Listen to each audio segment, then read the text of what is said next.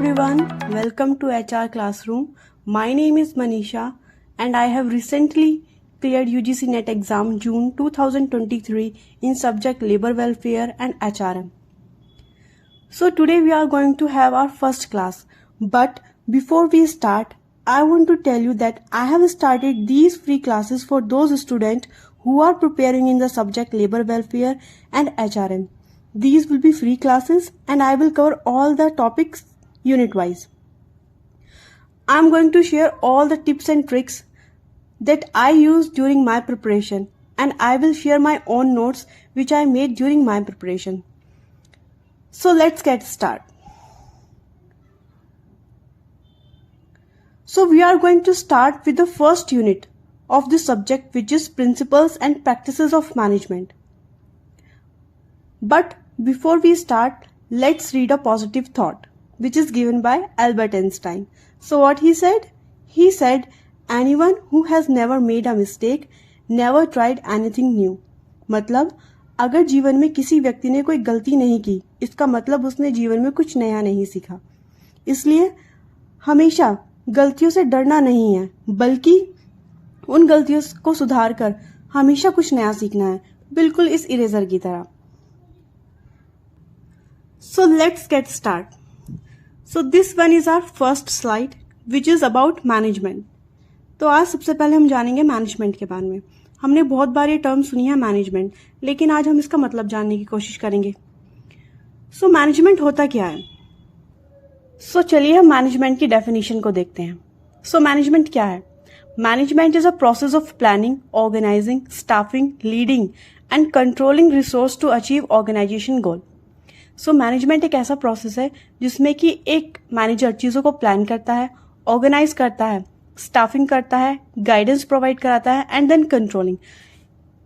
हम इन फंक्शंस का एक एक वर्ड में मतलब समझने की कोशिश करते हैं.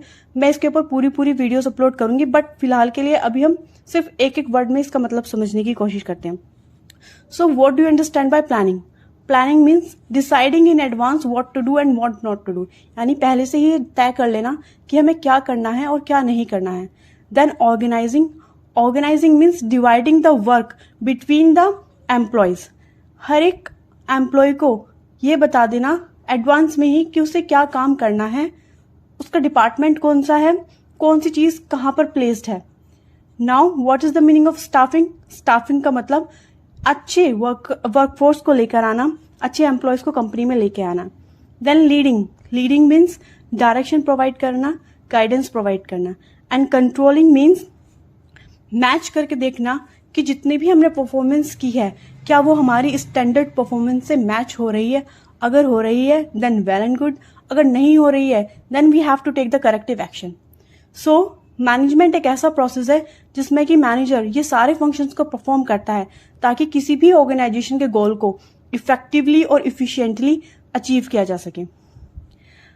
अब मैंने यहाँ दो वर्ड का यूज किया है, इफेक्टिवली एंड इफिशिएंटली.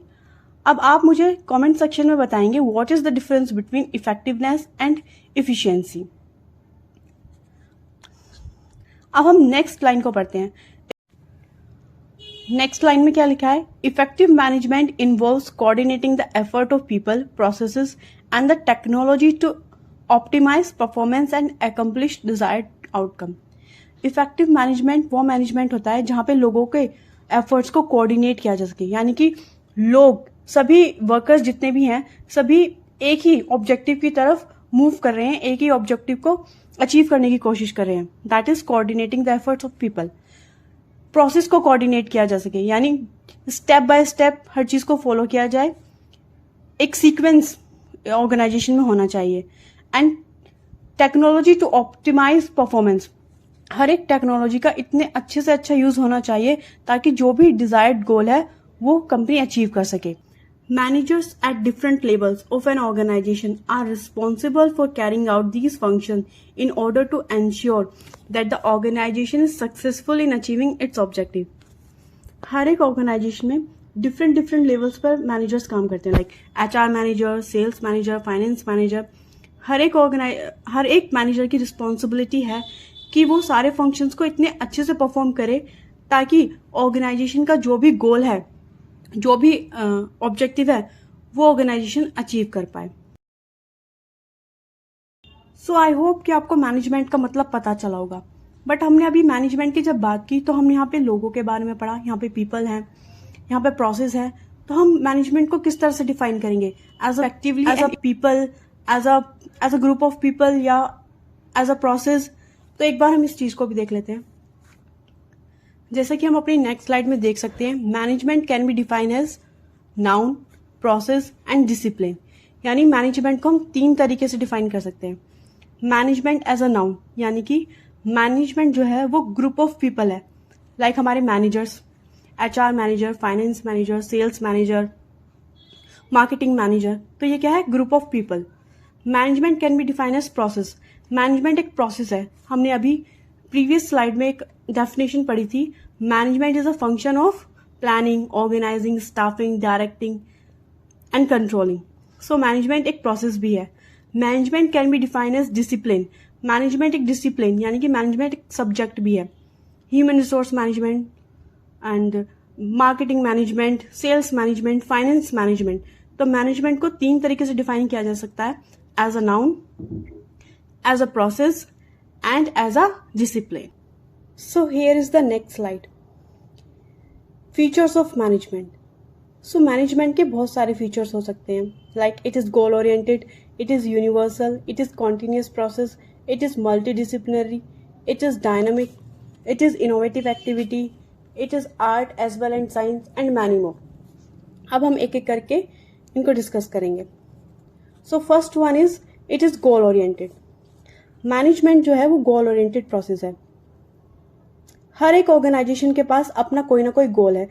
उसी गोल को अचीव करने के लिए ऑर्गेनाइजेशन इतने सारे फंक्शंस को परफॉर्म करती है और इतने सारे मैनेजर्स को हायर करती है। फॉर एग्जाम्पल, किसी कंपनी का गोल है मैक्सिमम कंज्यूमर सेटिस्फेक्शन, किसी कंपनी का गोल है प्रॉफिट मैक्सिमाइजेशन, किसी कंपनी का गोल है producing quality goods.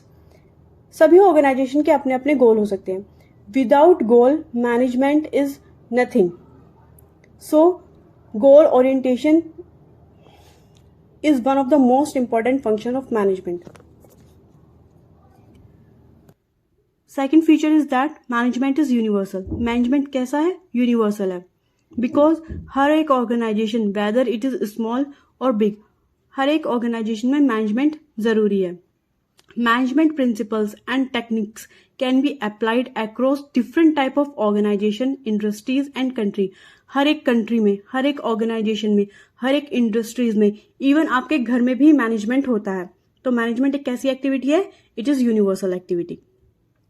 Now third feature, management is continuous process. Management कैसा प्रोसेस है? कॉन्टिन्यूस प्रोसेस है, बिकॉज हम एक बार चीज को प्लान करते हैं, then we organize, then staffing, then leading, then controlling.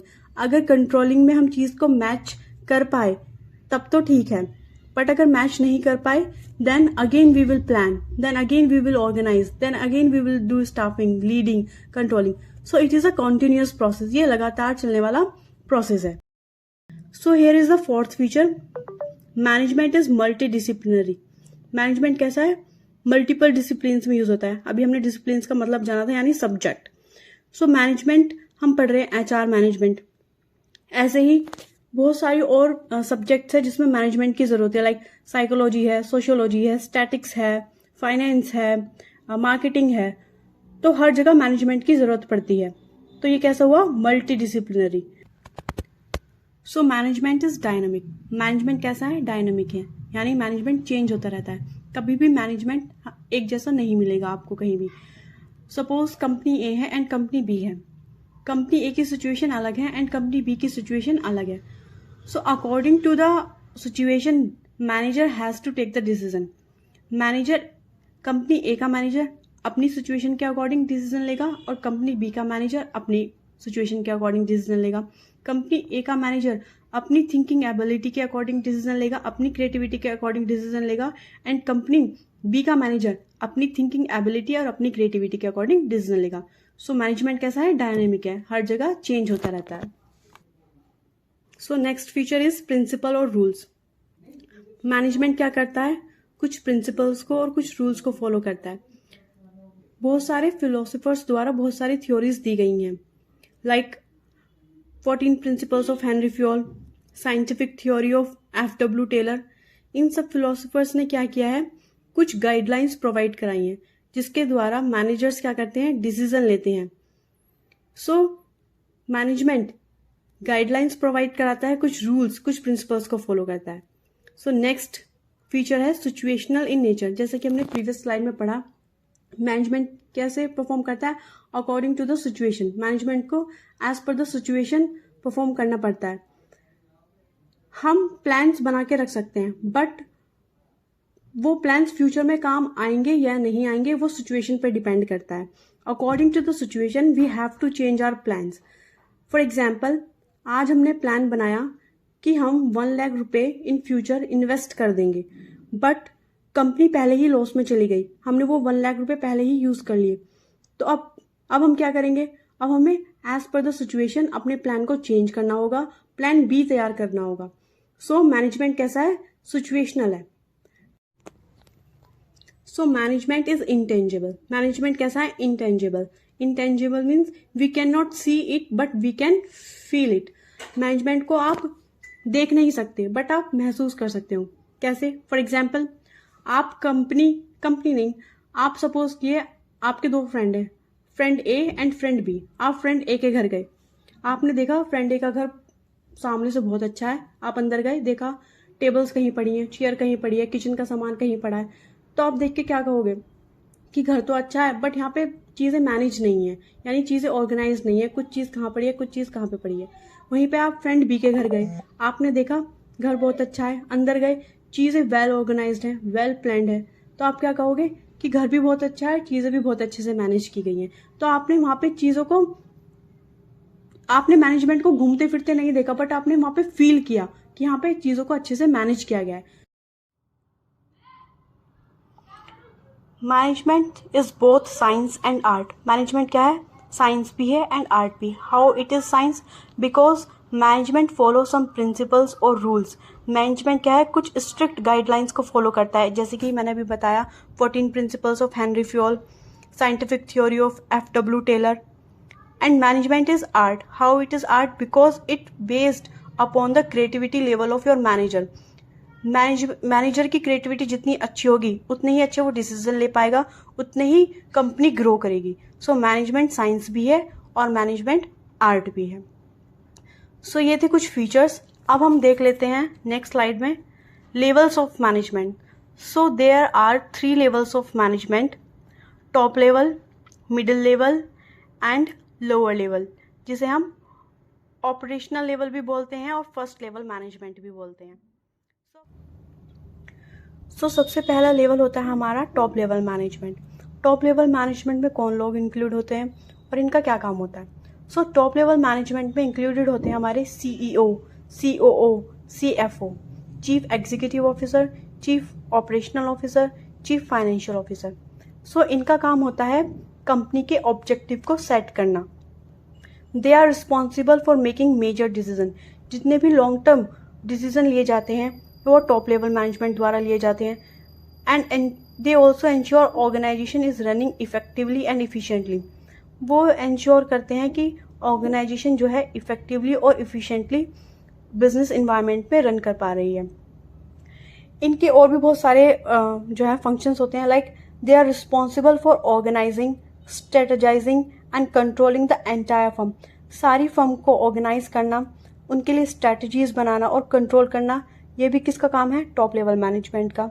They formulate policies and set up the goal. ये क्या करते हैं, पॉलिसीज बनाते हैं, कंपनी के गोल को सेट करते हैं। They make decision on long term issues. जितने भी लॉन्ग टर्म इश्यूज हैं उन पर डिसीजन कौन लेते हैं, top level management. They are answerable to shareholders. हमारे जितने भी शेयर होल्डर्स हैं उनको जवाब देने के लिए, या कंपनी की जो भी रिपोर्ट्स हैं या जो भी फाइनेंशियल पोजीशन है वो सब बताने के लिए कौन रिस्पॉन्सिबल है, टॉप लेवल मैनेजमेंट।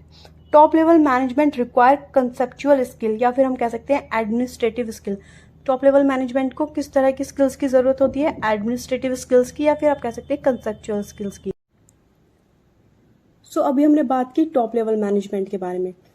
अब हम बात करेंगे मिडिल लेवल मैनेजमेंट के बारे में। मिडिल लेवल मैनेजमेंट क्या होता है, इसमें किस तरह के वर्कर्स इंक्लूडेड होते हैं और उनका क्या काम होता है। So middle level management work करता है as a link between top level management and lower level management. कि किस तरह का काम करता है, जैसे कि आप इस पिरामिड और या फिर हम इस डायग्राम में भी देख सकते हैं कि मिडिल लेवल मैनेजमेंट जो है वो किसके बीच में काम कर रहा है, लोअर लेवल के बीच में और टॉप लेवल मैनेजमेंट के बीच में। They guide and lead lower level, ये क्या करते हैं, ये गाइडेंस प्रोवाइड करते हैं लोअर लेवल को। जितनी भी पॉलिसीज, जितने भी प्लान्स, जितनी भी स्ट्रेटेजीज टॉप लेवल के द्वारा बनाई गई हैं वो सब किसको कम्युनिकेट करते हैं, लोअर लेवल मैनेजमेंट को। बेसिकली मिडिल लेवल मैनेजमेंट का काम होता है रिलेशंस बिल्ड करना, किसके बीच में, टॉप लेवल मैनेजमेंट के बीच में और लोअर लेवल मैनेजमेंट के बीच में। इसलिए मिडिल लेवल मैनेजमेंट के पास ह्यूमन रिलेशन स्किल्स होना बहुत ज्यादा जरूरी है, जिन्हें हम इंटरपर्सनल स्किल्स भी कहते हैं। एक बार हम स्लाइड से पढ़ते हैं। Middle level management also known as tactical management, इसे हम किस नाम से और जानते हैं, tactical management. They are responsible for implementing the strategies and goals set by top level management. ये वो सारी स्ट्रेटेजीज एंड गोल जो कि टॉप लेवल मैनेजमेंट द्वारा बनाए गए हैं उन सबको इम्प्लीमेंट कराने का काम करते हैं। So lower level management is also known as first level management, इसे हम किस नाम से जान सकते हैं, फर्स्ट लेवल मैनेजमेंट और operational level management. So lower level management में इंक्लूडेड होते हैं हमारे supervisor, team leader, shift manager, employees, clerks, ये जितने भी लोग होते हैं वो सब आते हैं हमारे लोअर लेवल मैनेजमेंट में। So basically lower level management का क्या काम होता है, जितनी भी प्रोडक्शन हमारे ऑर्गेनाइजेशन में हो रही है उसकी क्वांटिटी को चेक करना, उसकी क्वालिटी को चेक करना, ये सब काम होता है हमारे लोअर लेवल मैनेजमेंट का। Lower level management also known as real executor, यानी जितनी भी पॉलिसीज बनाई गई हैं, टॉप लेवल ने क्या किया, स्ट्रेटजीज बनाई, मिडिल लेवल ने क्या किया, उन स्ट्रेटजीज को कम्युनिकेट किया लोअर लेवल को, लेकिन एक्चुअली में उनको इम्प्लीमेंट और एग्जीक्यूट किसने किया, लोअर लेवल मैनेजमेंट ने। सो इनके पास टेक्निकल स्किल्स होना बहुत ज्यादा जरूरी है, बिकॉज यही वो वर्कर्स हैं जो कि एक्चुअली में वर्क को एग्जीक्यूट कर रहे हैं। So they should have technical skills. हमने अभी फिर से मैं एक बार और रिवाइज करा देती हूँ। टॉप लेवल मैनेजमेंट के पास कंसेप्चुअल स्किल्स होना जरूरी है, मिडिल लेवल मैनेजमेंट के पास ह्यूमन स्किल्स होना जरूरी है, वहीं पे लोअर लेवल मैनेजमेंट के पास टेक्निकल स्किल्स होना जरूरी है, बिकॉज ये वो लोग हैं जो कि एक्चुअली में किसी भी काम को एग्जीक्यूट कर रहे हैं। ये मशीन्स पर काम करते हैं, कंप्यूटर्स पर काम करते हैं, ये रिपोर्ट्स मेंटेन करते हैं, ये क्वांटिटी एंड क्वालिटी को चेक करते हैं। सो लोअर लेवल मैनेजमेंट जो है बहुत ही इंपॉर्टेंट रोल प्ले करते हैं, क्योंकि ये रियली में काम को एग्जीक्यूट कर रहे हैं। सो आई होप आपको लेवल्स ऑफ मैनेजमेंट समझ में आए होंगे। अब हम बात करते हैं फंक्शंस ऑफ मैनेजमेंट की। सो फंक्शंस ऑफ मैनेजमेंट जो है बहुत ही इंपॉर्टेंट रोल प्ले करते हैं हमारे पेपर 2 में, क्योंकि इनमें से हमेशा क्वेश्चंस पूछे जाते हैं। आज हम जस्ट एक ओवरव्यू लेंगे, प्लानिंग का मतलब समझेंगे, स्टाफिंग का। इनके ऊपर डिटेल वीडियो बहुत जल्दी आ जाएगी चैनल पे। इनमें से क्वेश्चन हमेशा बनता है, पीवाईक्यू, बहुत सारे पीवाईक्यू हैं जो फंक्शंस ऑफ मैनेजमेंट के ऊपर बने हैं। मैं आपको बता देती हूँ किस तरह के क्वेश्चंस बनते हैं। इस टॉपिक में से 2 तरह के क्वेश्चंस आपसे पूछे जाएंगे। पहला है कि आपको मैच द फॉलोइंग क्वेश्चन पूछा जाएगा, जिसमें आपको एक तरफ प्लानिंग, स्टाफिंग, ऑर्गेनाइजिंग, कंट्रोलिंग इस तरह से लिख दिया जाएगा और इनकी डेफिनेशंस को आपको मैच करना होगा कि कौन सी प्लानिंग की डेफिनेशन है, कौन सी ऑर्गेनाइजिंग की, कौन सी स्टाफिंग की। सेकंड टाइप ऑफ क्वेश्चन आपको पूछा जाता है फंक्शंस ऑफ मैनेजमेंट से। उसमें आपसे कैसे पूछा जाता है, जैसे अभी तो हम पढ़ रहे हैं सिर्फ ये 5 फंक्शंस, लेकिन मैनेजमेंट के और भी बहुत सारे फंक्शंस हैं जो कि दूसरे फिलोसोफर्स ने दिए हैं। तो आपको एक तरफ लिख दिया जाएगा planning, staffing, organizing, controlling, directing, ये किसने दिया है, planning, organizing, commanding, controlling and coordinating, ये किसके द्वारा दिए गई। इस तरह से मैं आपको पूरी एक लिस्ट प्रोवाइड कराऊंगी जिसे आपको याद करना होगा। उससे भी मैच द फॉलोइंग क्वेश्चन हमेशा बनता है। तो अभी हम देख लेते हैं फंक्शंस ऑफ मैनेजमेंट, एक एक करके बस हम आज मीनिंग समझने की कोशिश करेंगे, देन डिटेल में हम नेक्स्ट वीडियोज में पढ़ेंगे। So planning is the first function of management. Planning क्या है, मैनेजमेंट का फर्स्ट फंक्शन है। प्लानिंग का मतलब क्या होता है, प्लानिंग का मतलब होता है deciding in advance what to do, how to do and who is going to do, यानी एडवांस में ही ये डिसाइड कर लेना कि क्या करना है, कैसे करना है और कौन इसको करने वाला है। प्लानिंग को करने के बहुत सारे फायदे हैं। फर्स्ट, ये हमारे टाइम को बचाता है, हमारा टाइम वेस्ट नहीं होता अगर हम प्लानिंग करके रखते हैं। सेकंड, हमारे रिसोर्सेज वेस्ट नहीं होते। थर्ड, लोगों को पहले से ही पता रहता है कि उन्हें क्या करना है और किस तरह से उन्हें उस चीज़ को परफॉर्म करना है। प्लानिंग जो है वो फ्यूचरिस्टिक होती है। फ्यूचरिस्टिक क्यों? क्योंकि हम प्लानिंग जो करते हैं वो कभी भी पास्ट के लिए नहीं करते, हमेशा फ्यूचर के लिए करते हैं। सो एक बार हम स्लाइड से पढ़ते हैं। Planning involve setting goals and objective for the organization. Planning क्या करती है? किसी भी ऑर्गेनाइजेशन के गोल को एंड ऑब्जेक्टिव को सेट करती है and develop strategies to achieve them, और उनके लिए स्ट्रेटजीज डेवलप करती है ताकि हम उन्हें अचीव कर सके। It involve analysing the current situation. जब भी हम प्लानिंग करते हैं ना, तो हमें देखना पड़ता है कि करंट की सिचुएशन कैसी है और फ्यूचर की सिचुएशन कैसी होने वाली है, and then we make the decision. तब हम जाके डिसीजन लेते हैं। सो अगर हम प्लानिंग को एक सिंपल वे में डिफाइन करने की कोशिश करें तो planning it involves determination of future course of action, यानी हम फ्यूचर में क्या एक्शंस लेने वाले हैं उनको डिटरमाइन करती है planning decide in advance what to do and how to do, क्या करना है और किस तरह से करना है, ये सब हमें कौन बताता है? ये हमें बताती है हमारी प्लानिंग। सो प्लानिंग बहुत ही इंपॉर्टेंट जो है रोल प्ले करती है हमारी ऑर्गेनाइजेशन में। अगर आपकी प्लानिंग अच्छी है तो आप अपने ऑब्जेक्टिव को बहुत ही जल्दी और बहुत ही अच्छी तरह से अचीव कर पाएंगे। लेकिन अगर प्लानिंग ही गलत है तो ये बहुत ही ज़्यादा टाइम वेस्टिंग हो जाएगा ऑर्गेनाइजेशन के लिए, और बहुत ही ज़्यादा रिसोर्सेज भी वेस्ट हो सकते हैं। तो इसलिए प्लानिंग जो है हमेशा हमें अच्छे से ऑर्गेनाइजिंग जो है सेकंड फंक्शन है मैनेजमेंट का, जो कि बहुत ही इंपॉर्टेंट फंक्शन है, बिकॉज इसे हम दो तरीकों से डिफाइन कर सकते हैं। ऑर्गेनाइजिंग का मतलब होता है सबकी रोल्स एंड रिस्पॉन्सिबिलिटी को डिफाइन करना। आपने देखा होगा ऑर्गेनाइजेशन में बहुत सारे लोग काम करते हैं, लेकिन हमें कैसे पता चलेगा कि कौन सा वर्कर किस डिपार्टमेंट को बिलोंग करता है? तो ये सब जो डिवाइडिंग का काम होता है, वर्क डिवाइडिंग का काम, रोल्स एंड रिस्पॉन्सिबिलिटी को डिफाइन करने का काम, ये सब किस में किया जाता है? ऑर्गेनाइजिंग में। ऑर्गेनाइजिंग में डिफरेंट डिपार्टमेंट बना दिए जाते हैं जिसमें कि हर एक वर्कर की अलग रोल्स एंड रिस्पॉन्सिबिलिटी डिफाइन कर दी जाती है। सपोज कोई मार्केटिंग डिपार्टमेंट में काम करता है, कोई सेल्स डिपार्टमेंट में काम करता है, कोई एचआर डिपार्टमेंट में काम करता है।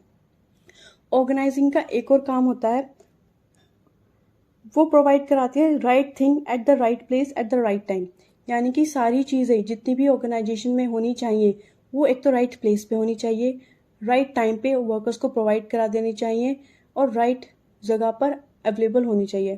फॉर एग्जांपल, अगर आप किसी ऑर्गेनाइजेशन में काम करते हैं, सपोज आपका काम ज़्यादातर है टाइपिंग का और पेपर्स को प्रिंट करने का, लेकिन आप टाइप कर रहे हैं, अब आपको प्रिंट करना है, लेकिन प्रिंटिंग के लिए आपको जाना पड़ता है सेकंड बिल्डिंग पे। तो इससे क्या होगा? आपका टाइम वेस्ट होगा। आपकी जो ऑर्गेनाइजेशन है वो कैसी है? ऑर्गेनाइज नहीं है।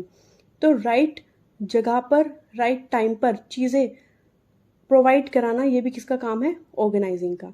अब हम नेक्स्ट फंक्शन देखते हैं मैनेजमेंट का, विच इज स्टाफिंग। स्टाफिंग क्या है? स्टाफिंग का मतलब है राइट पर्सन को लेके आना ऑर्गेनाइजेशन में। Staffing is the process of finding the right worker with the appropriate qualification और एक्सपीरियंस। स्टाफिंग का मतलब है जो भी हमारी ऑर्गेनाइजेशन में खाली पोजीशंस है, अगर हम उनको फुलफिल करना चाहते हैं तो हमें एक ऐसा प्रॉमिसिंग पर्सन एम्प्लॉय ढूंढना होगा जिसके पास अच्छी क्वालिफिकेशन हो, अच्छा एक्सपीरियंस हो, ताकि वो हमारी ऑर्गेनाइजेशन में एक असेट की तरह काम कर सके। स्टाफिंग में हम बात कर रहे हैं कि हमें पर्सन को लेके आना होगा। अब हम किसी भी पर्सन को तो ऑर्गेनाइजेशन में नहीं ला सकते, हमें एक ऐसा पर्सन फाइंड आउट करना होगा जिसके पास अच्छी खासी क्वालिफिकेशन हो, अच्छा खासा एक्सपीरियंस हो, उसके पास स्किल्स हो, टैलेंट हो। तो स्टाफिंग में सबसे इंपॉर्टेंट चीज़ आती है स्किलफुल पर्सन को ढूंढना और एक अच्छी खासे एक्सपीरियंस्ड पर्सन को ढूंढना।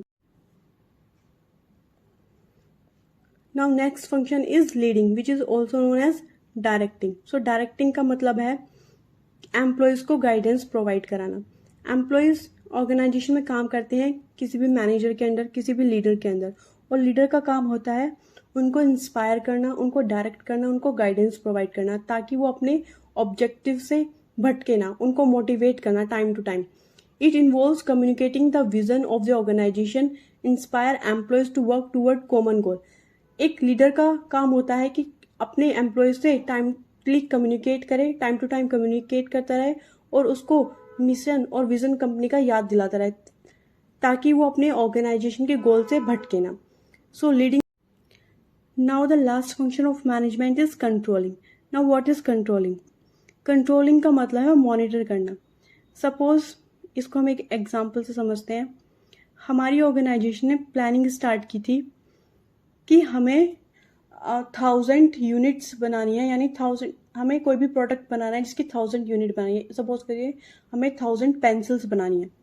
ऑर्गेनाइजेशन ने प्लानिंग की, उसके अकॉर्डिंग ऑर्गेनाइजिंग की, स्टाफिंग की, डायरेक्शन प्रोवाइड करे। जब कंट्रोलिंग की बारी आई तो हमें पता चला 1000 पेंसिल्स तो बनी ही नहीं, बल्कि 700 पेंसिल्स बनी है।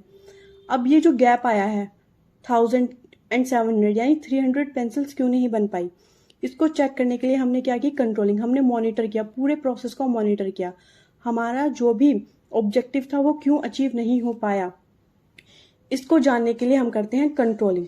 अगर हमारा ऑब्जेक्टिव अचीव हो गया है तब तो बहुत अच्छी बात है, हम अपना नेक्स्ट प्लान बनाएंगे, नेक्स्ट ऑब्जेक्टिव अचीव करने की कोशिश करेंगे। लेकिन अगर हमारा ऑब्जेक्टिव अचीव नहीं हुआ है then we will take the correct action. So controlling की जाती है ताकि हम मॉनिटर कर पाएं कि हमारा ऑब्जेक्टिव अच्छे से अचीव हुआ है या नहीं हुआ है। Objectives of management. किसी भी मैनेजमेंट के 3 ऑब्जेक्टिव होते हैं। First is organizational objective, second is social objective and third is personal objective. हम वन बाय वन तीनों को देखते हैं। First one is organizational objective. Organizational objective related होता है किसी भी कंपनी से, किसी भी ऑर्गेनाइजेशन से। इसके लिए 3 चीज़ें बहुत इंपॉर्टेंट है। First is survival, second is profit earning and third is growth. Survival का मतलब क्या है? सपोज कीजिए आज आपने कोई एक कंपनी स्टार्ट की है, आपने उस कंपनी पर 1 लाख रुपीज़ जो है उसकी प्रोडक्शन में लगा दिए हैं। अब आप अगर वो 1 लाख रुपए अर्न कर पा रहे हैं तो यानी कि आप सर्वाइव कर पा रहे हैं, आपकी जो ऑर्गेनाइजेशन वो कंटिन्यू कर सकती है बिजनेस इन्वायरमेंट में। लेकिन अगर आप नहीं कर पा रहे हैं वो 1 लाख रुपीज़ अर्न, उससे कम, तो आप मतलब लॉस में, तो आप सर्वाइव नहीं कर पा रहे हैं इन्वायरमेंट में। सो किसी भी ऑर्गेनाइजेशन के लिए सर्वाइवल बहुत ज़्यादा इंपॉर्टेंट होता है। Second is profit. प्रॉफिट का मतलब है, मैंने जैसे एग्जाम्पल दिया, आपने 1 लाख रुपए लगाए, अगर आपने 1 लाख रुपए अर्न किए, 1 लाख या उससे थोड़े बहुत ज़्यादा, तो आप सर्वाइव कर पा रहे हैं। लेकिन अगर आपने उस 1 लाख पर बहुत सारा प्रॉफिट अर्न किया है, लाइक 50,000 या 1 लाख, तो आप क्या अर्न कर पा रहे हैं? प्रॉफिट अर्न कर पा रहे हैं। Now third one is growth. Growth का मतलब है, सपोज आज आपकी एक ही ब्रांच है, कल आपने दूसरी ब्रांच खोली, तीसरी ब्रांच खोली, थर्ड, फोर्थ, फिफ्थ, इस तरह से अगर आप ब्रांचेस खोलते गए नहीं, तो यानी कि आप बिजनेस एनवायरनमेंट में क्या कर पा रहे हैं, आपकी बहुत ज़्यादा ग्रोथ हो रही है। तो किसी भी ऑर्गेनाइजेशन के लिए तीनों चीज़ें बहुत इंपॉर्टेंट है, survival, then profit earning, then. अब हमारा सेकंड ऑब्जेक्टिव आता है सोशल ऑब्जेक्टिव। सोशल ऑब्जेक्टिव होता है सोसाइटी के टूवर्ड्स, यानी कि जब आप किसी भी ऑर्गेनाइजेशन को ओपन करते हैं, किसी भी कंपनी को ओपन करते हैं, तो वो सोसाइटी में ही एग्जिस्ट करती है। तो हमारा एज अ कंपनी ओनर हमारी भी कुछ रिस्पॉन्सिबिलिटी है सोसाइटी की तरफ। लाइक हमें उन्हें एम्प्लॉयमेंट प्रोवाइड करानी चाहिए, हमें आसपास के इन्वायरमेंट को ज़्यादा पोल्यूट नहीं करना चाहिए, हमें लोगों को अच्छी एजुकेशन प्रोवाइड करनी चाहिए। सो ये जितने भी काम होते हैं, हम सोसाइटी के लिए करते हैं, वो होते हैं हमारे सोशल ऑब्जेक्टिव। अगर आप अच्छे खासे सोशल ऑब्जेक्टिव, आप सोसाइटी के लिए अच्छा काम कर रहे हैं, तो यानी आपकी कंपनी हो सकता है बहुत जल्दी ग्रो करे, क्योंकि ऐसी कंपनीज को जो है गवर्नमेंट भी बहुत ज़्यादा सपोर्ट करती है, जो कि लोगों के लिए काम करती है। आप अपनी ऑर्गेनाइजेशन के लोगों के लिए तो काम कर ही रहे हैं, लेकिन आप आसपास के इन्वायरमेंट के लोगों के लिए, आसपास के सोसाइटी के लोगों के लिए भी अगर काम करेंगे तो आप एक अच्छे खासी सोशल ऑब्जेक्टिव को फुलफिल कर पाएंगे। Now the last one is personal objective. Personal objective का मतलब होता है आपके जितने भी एम्प्लॉयज़ ऑर्गेनाइजेशन में काम कर रहे हैं, जब आप उनके वेलफेयर के लिए सोचें, आप उनको अच्छी सैलरी प्रोवाइड करा रहे हैं, आप उनको अच्छी ट्रेनिंग प्रोवाइड करा रहे हैं, आप उनको अच्छी स्किल्स एक्वायर करने के लिए उनके लिए अच्छे अच्छे सेशंस, सेमिनार्स प्रोवाइड करा रहे हैं, तो ये सब क्या है, आपके ऑर्गेनाइजेशन के पर्सनल ऑब्जेक्टिव है। तो किसी भी ऑर्गेनाइजेशन को अगर अच्छे से परफॉर्म करना है सोसाइटी में या फिर बिजनेस एनवायरनमेंट में, तो उसके लिए तीनों ऑब्जेक्टिव्स को फुलफिल करना बहुत ज़्यादा ज़रूरी है। Personal objective, social objective and organizational objective. अगर आप ये तीनों ऑब्जेक्टिव्स को फुलफिल करते हैं तो आपकी कंपनी अच्छे से ग्रो कर पाएगी, अच्छा खासा प्रॉफिट अर्न कर पाएगी, आपके एम्प्लॉयज़ बहुत खुश रहेंगे और आप सोसाइटी को भी सेटिस्फाई कर पाएंगे। आज की क्लास में हमने बहुत सारी चीज़ें देखी। एक बार हम इन सब का ओवरव्यू लेंगे जस्ट 1-2 मिनट में, ताकि हम चीज़ों को रिवाइज कर पाए और चीज़ें हमारे माइंड में बैठ जाए। सो हम स्टार्ट करेंगे from the first slide which is management. हमने मैनेजमेंट के बारे में देखा। मैनेजमेंट क्या है? मैनेजमेंट एक ऐसा प्रोसेस है जहाँ पे एक मैनेजर चीज़ों को प्लान करता है, ऑर्गेनाइज करता है, then staffing, directing and controlling, ताकि वो ऑर्गेनाइजेशन के ऑब्जेक्टिव को अचीव कर पाए। फिर हमने देखा हम मैनेजमेंट को 3 तरह से डिफाइन कर सकते हैं। Management as a noun, management as a process and management as a discipline. Noun में हम बात करते हैं ग्रुप ऑफ पीपल की, प्रोसेस में functions of management like planning, organizing, staffing, directing and controlling, and discipline में हम बात करते हैं सब्जेक्ट की, like human resource management, marketing management, sales management. फिर हमने बात की फीचर्स ऑफ मैनेजमेंट की, जिसमें हमने देखा फर्स्ट फीचर मैनेजमेंट क्या है? गोल ओरिएंटेड प्रोसेस है, यानी कि without goal management is nothing. Second, management is universal, यानी कि मैनेजमेंट को हर जगह यूज किया जा सकता है, whether it is a small industry or big industry. Management is a continuous process. Management क्या है? लगातार चलने वाला प्रोसेस है, ये एक नेवर एंडिंग प्रोसेस है। प्लानिंग से स्टार्ट होता है, कंट्रोलिंग पे खत्म, फिर कंट्रोलिंग से प्लानिंग, फिर प्लानिंग से कंट्रोलिंग, तो क्या है? एक नेवर एंडिंग प्रोसेस है। Then management is multi disciplinary, यानी मैनेजमेंट सिर्फ एक ही सब्जेक्ट में नहीं बल्कि अलग अलग सब्जेक्ट्स में यूज होता है, like economic, psychology, statics etcetera. Management is dynamic, management कभी भी एक जैसा नहीं रहता, हमेशा चेंज होता रहता है, बिकॉज ये बेस होता है हमारे मैनेजर्स की क्रिएटिविटी पे और हमारी सिचुएशन पे। नाउ मैनेजमेंट फॉलो प्रिंसिपल्स और रूल्स। हमने देखा मैनेजमेंट क्या करता है? कुछ गाइडलाइंस को फॉलो करता है। Management is situational in nature. Management क्या है? सिचुएशनल है, यानी कि वो सिचुएशन, जिस तरह से सिचुएशन चेंज होती रहेगी वैसे ही हमारा मैनेजमेंट भी चेंज होता रहेगा। मैनेजमेंट इज इंटेंजिबल, यानी मैनेजमेंट को हम देख नहीं सकते बट हम इसे फील कर सकते हैं। Management is both science and art. Management क्या है? साइंस भी है और आर्ट भी। क्यों? क्योंकि हम मैनेजमेंट में कुछ प्रिंसिपल्स फॉलो करते हैं, कुछ रूल्स फॉलो करते हैं, और मैनेजमेंट आर्ट इसलिए है क्योंकि ये बेस्ड होता है हमारे मैनेजर की क्रिएटिविटी पर। फिर हमने पढ़ा लेवल्स ऑफ मैनेजमेंट, जिसमें हमने देखे 3 levels of management, top level management, middle level management and lower level management. Top level management में हमने बात की, ये लोग क्या करते हैं? स्ट्रेटजीज प्रिपेयर करते हैं, लॉन्ग टर्म प्लान्स बनाते हैं, और इनके पास सबसे इंपॉर्टेंट स्किल्स कौन सी होती है?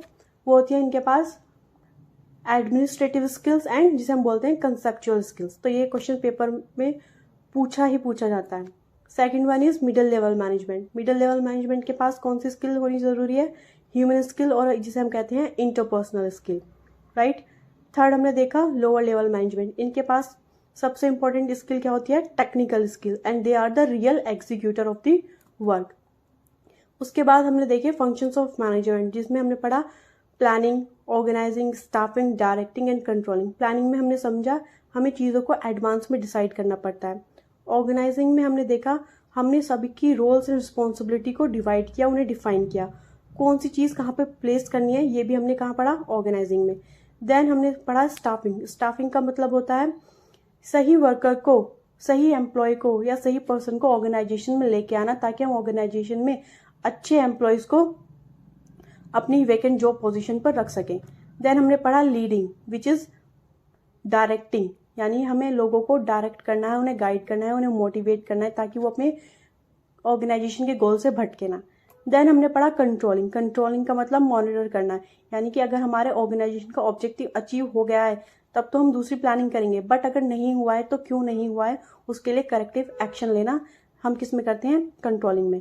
उसके बाद हमारा टॉपिक आता है लास्ट, ऑब्जेक्टिव ऑफ मैनेजमेंट, जो कि हमने अभी पढ़ा। ऑर्गेनाइजेशनल ऑब्जेक्टिव होता है, सोशल ऑब्जेक्टिव होता है एंड पर्सनल ऑब्जेक्टिव होता है। ऑर्गेनाइजेशनल ऑब्जेक्टिव में हमने पढ़ा ऑर्गेनाइजेशन के लिए survival, profit, earning and growth, ये तीनों जरूरी हैं। सोशल ऑब्जेक्टिव में हमने पढ़ा किसी भी ऑर्गेनाइजेशन के लिए बहुत ही इंपॉर्टेंट है कि वो सोसाइटी को भी सेटिस्फाई करे, उनके लिए अच्छी एजुकेशन प्रोवाइड करना, अच्छा इन्वायरमेंट प्रोवाइड करना, वेलफेयर एक्टिविटीज़ कराना या वेलफेयर एक्टिविटीज़ उनको प्रोवाइड करना। ये किस में आता है? हमारा सोशल ऑब्जेक्टिव में। उसके बाद है हमारा पर्सनल ऑब्जेक्टिव। पर्सनल ऑब्जेक्टिव में आता है हमारे एम्प्लॉयज़ जो भी हमारे ऑर्गेनाइजेशन में काम कर रहे हैं, उन्हें एक अच्छी खासी ट्रेनिंग प्रोवाइड कराना, अच्छी खासी सैलरी प्रोवाइड कराना, ये सब किस में आता है? Personal objective. So I hope कि आपको मैनेजमेंट, उसके फीचर्स, लेवल्स एंड ऑब्जेक्टिव्स समझ में आए होंगे। अगर आपको वीडियो अच्छी लगी हो तो प्लीज़ लाइक एंड सब्सक्राइब। अगर आपको लगता है कि मुझे इम्प्रूवमेंट की ज़रूरत है तो please let me know in the comment section. Comment section is always open for you. Please इस वीडियो को ज़्यादा से ज़्यादा लाइक एंड शेयर कीजिए ताकि ये उन बच्चों तक पहुंच सके जो कि UGC नेट एग्ज़ाम की तैयारी कर रहे हैं। Now we will meet in the next class. Till then, bye, take care, and please like and subscribe my YouTube channel. Thank you.